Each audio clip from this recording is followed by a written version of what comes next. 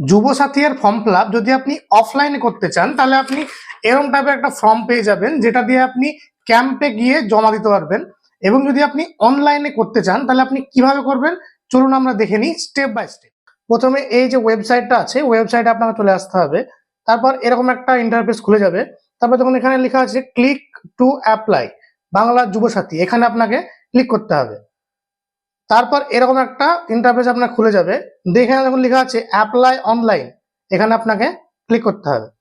তারপর দেখুন এখানে আপনার মোবাইল নাম্বারটা এবং আপনার ক্যাপচা কোড দিয়ে যে ওটিপি যেটা আসবে ওটা দিবেন এখানে। তো আপনার লগ ইন এরকম ভাবে হয়ে যাবে। তারপর আপনি আপনার মোবাইল নাম্বার তো লেখাই থাকবে, তো আধার নাম্বার, এই যে স্টার মার্ক যেটা আছে, এই ঘরগুলো আপনাকে ফিল করতেই হবে। তো এগুলো আপনারা পরপর স্টেপ বাই স্টেপ ফিল করে নেবেন। আপনার ক্যাটাগরি যেটা আছে, যেটা আপনার জেনারেল যদি হয় জেনারেল, বা ওবিসি হলে ওবিসি, সেটা দিয়ে দেবেন। তারপর একদম আপনার এখানে নিজের ডিটেলস যেগুলো আছে এগুলো দিয়ে দেবেন। তারপর আপনার মাধ্যমিকের ডিটেলস এখানে দিয়ে দেবেন, ব্যাংক অ্যাকাউন্ট দিয়ে দেবেন। তারপর হচ্ছে আপনি যদি সরকারের কাছ থেকে কোনো কিছু পেয়ে থাকেন তাহলে সেটা ইয়েস করবেন, আর না পেয়ে থাকলে নো করবেন। তারপর হচ্ছে সেভ বেসিক ডিটেলস, এটাতে ক্লিক করবেন।